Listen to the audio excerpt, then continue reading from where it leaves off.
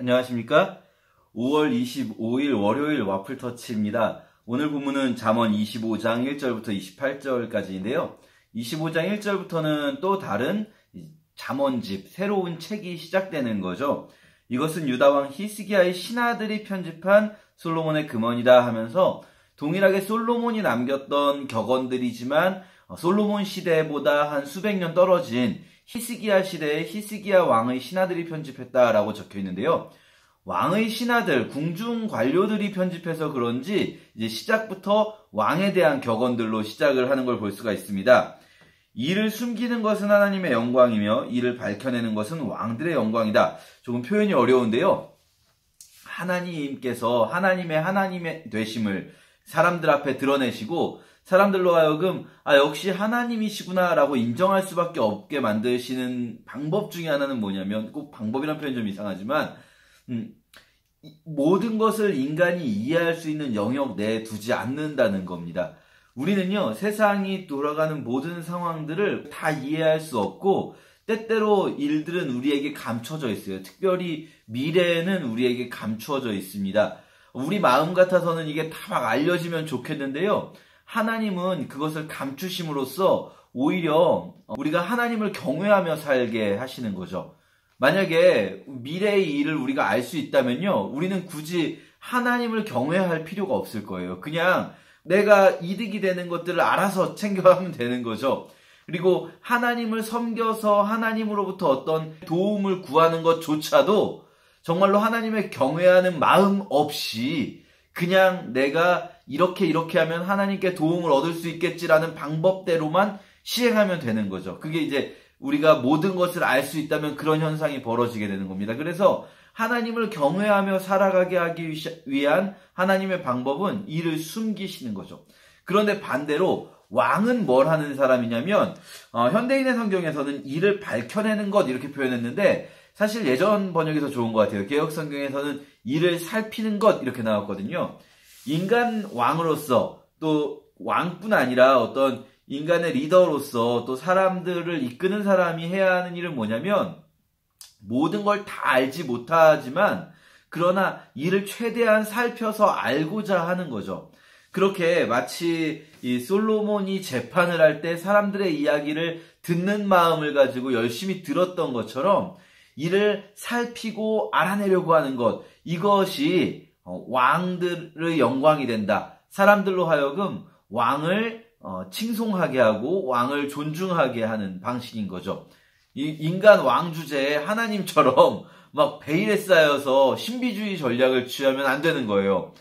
그러면 사람들이 오히려 처음에는 이 왕을 두려워할 수도 있고 막 이런 신비주의 혹은 공포 정치를 하는 왕 밑에서 반발을 못하고 있을 수 있지만 그러나 사람들 마음속에 왕에게 어떤 존중하는 마음이 생기지는 않는 거죠. 이것은 꼭 왕뿐 아니라 우리의 인간관계에서도 적용될 것 같습니다. 우리가 누군가에게 존중받기를 원한다면 우리는 그 사람과 관련된 또는 우리와 관련된 여러 가지 일들을 잘 살피는 태도가 필요할 것 같습니다. 또 6절에는요. 왕 앞에서 잘난 체하며 높은 자리에 서지 말아라. 높은 자리로 올라오라고 요청받는 것이 대중 앞에서 말석으로 내려가라고 모욕당하는 것보다 낫다 이렇게 되는데요. 이 6절과 7절은 이어지는 구절로 이해하셔야 합니다. 7절을 따로 떼버리면 7절이 무슨 말인지 이해가 잘 안 되는데요.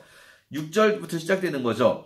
왕 앞에 설 때 처음부터 이제 왕이 식탁을 마련을 했다고 하면 여러분 그 왕의 식탁에서 혹은 왕의 재판정에서 앞쪽에 서지 말라는 거예요. 높은 자리에 처음부터 가 있지 말라는 거예요. 왜냐하면 왕이 딱 와서 보고 자리를 이제 재배치해 주는 거죠. 너는 왜 이렇게 앞에 나와 있냐? 너는 저쪽으로 가고 저기 영의정 이쪽으로 나와라. 이런 식으로 왕이 배치를 할 수 있지 않겠습니까? 물론 우리나라 같은 경우는 우리가 알고 있는 조선이라든지 이런 쪽은 이미 위계 질서가 분명해서 그 신분 질서 위계에 따라서 앉는 자리가 이미 배치가 완료되어 있는 상태지만 이 고대 이스라엘에서는 아마도 왕의 식탁이라고 표현되는 게 사실은 다윗이 사울의 식탁에서 밥을 먹었다 이런 식으로 왕의 식탁으로 표현될 때 단순히 이 식사만 하는 것이 아니라 그 자리가 바로 이제 회의 자리가 되는 건데요. 회의 자리에서 위치가 이제 정해져 있지 않은 거죠. 그럴 때 어떤 사람들은요, 자기가 이렇게 왕과 가까운 자리에 앉으려고, 높은 자리에 앉으려고 처음부터 막 그쪽에 자리를 잡는 거예요.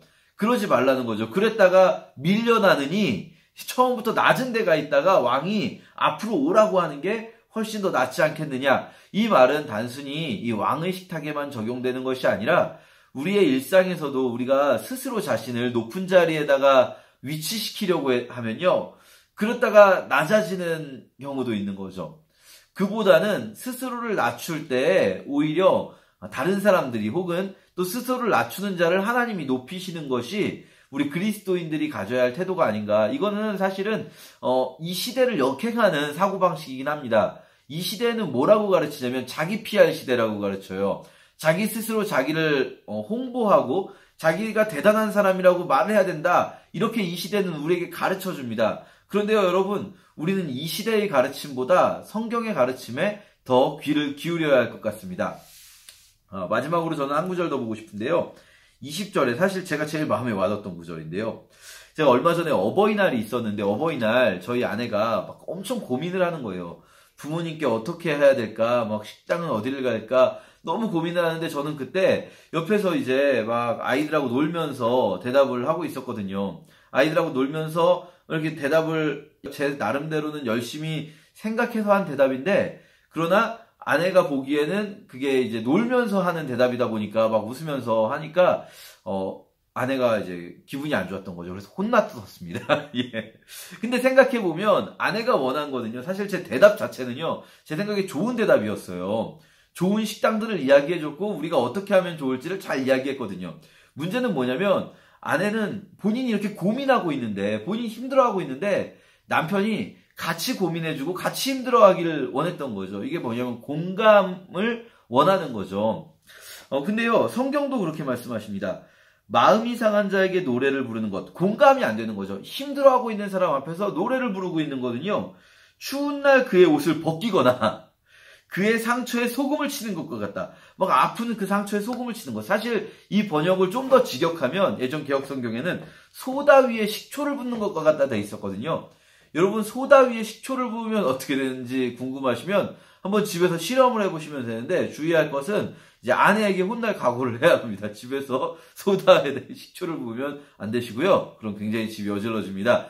유튜브 같은 데에서 여러분 검색해 보실 수 있어요. 소다와 식초를 검색하면 소다와 식초로 뭐 수류탄을 만드는 사람도 있고요. 막 빵 터지게 할 수도 있고 그냥 이렇게 천천히 부어도 막 보글보글보글 막 끓어오릅니다. 이게 마음이 힘든 사람의 상처를 후벼 판다는 의미가 되겠죠. 우리가 생각할 때는요. 이성적으로 논리적으로 합당한 말을 하면 그럼 되지 않냐. 꼭 감정까지 막 그렇게 같이 힘들어줘야 될 필요가 있냐라고 생각하는데요. 이것은 굉장한 오해입니다. 우리는 이 시대에 뭐랄까요, 이 논리성과 합리성이 지배하는 시대, 이성이 지배하는 시대에 이성적으로 사리에 맞으면 그게 다 옳다라고 오해하고 있어요. 아니요. 세상은 그렇게 이성적이지 않고요. 인간은 그렇게 합리적인 동물이 아닙니다. 하나님이 우리를 만드실 때 하나님의 형상대로 만드셨는데 하나님의 형상 중에 정말 중요한 건 뭐냐면 감정이고 그 감정을 서로 공감하는 거예요. 하나님께서 우리에게 공감하여 주셔서 이 땅에 오시고 함께 십자가를 지신 것처럼 우리도요, 우리 서로에게 공감해 주는 게 필요합니다. 왜냐하면요, 그 공감이라는 것 자체를 통해서 우리는 위로를 받을 수도 있고, 공감이라는 것 자체를 통해서 누군가가 내 마음에 함께하고 있다는 사실만으로도 우리의 문제 중에 여러 가지가 해결되기 때문입니다. 실제로 문제가 논리적으로 해결되지 않더라도 우리 마음이 먼저 해결이 되게 되는 거죠. 그런데 우리는 그렇지 않을 때가 많아요. 참 안타깝습니다. 예수님께서도요, 이 시대의 약함을 어떻게 표현할고 하실 때 뭐라고 말씀하셨냐면, 이 시대의 약함이 피리를 불어도 춤추지 않고 슬피 울어도 애통하지 않는 것과 같다. 공감하지 않는 것으로부터 이 시대의 악함이 출발한다는 거예요. 내가 다른 사람에게 폭력을 쓸 수 있는 이유는 뭡니까? 그 사람이 아파하는데 내 마음은 안 힘든 거예요. 전혀 공감이 안 되니까 폭력을 쓸 수 있는 겁니다. 실제로요, 보면 우리 주변에 이렇게 나쁜 짓 못하는 사람들이 있잖아요. 나쁜 짓 왜 못합니까? 막 천성이 착하고 막 그래서일 수도 있지만 내가 이걸 했을 때 상대방이 힘든 걸 생각하면 차마 못하겠는 거예요. 공감으로부터 출발하는 거죠. 예수 그리스도께서 십자가를 지신 것도 역시 우리의 그 모든 아픔에 공감하시는 하나님이시기 때문 아닙니까? 그냥 하늘 위에서 하늘에 계신 채로 야 너희의 죄를 사하노라 하시지 않고 인간의 그 모든 아픔을 하나님께서 직접 겪으시고 그걸 통해서 우리에게 말씀하시는 것 아니겠습니까?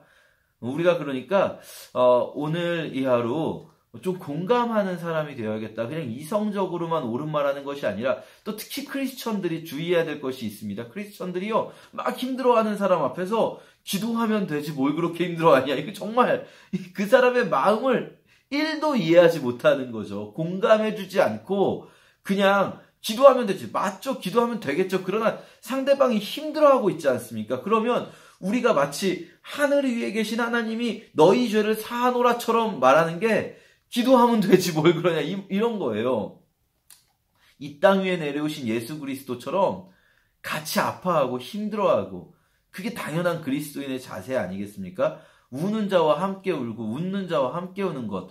이것이 바울이 로마서에서도 말씀하시는 거죠. 우리 그런 오늘 하루가 되었으면 좋겠습니다. 감사합니다.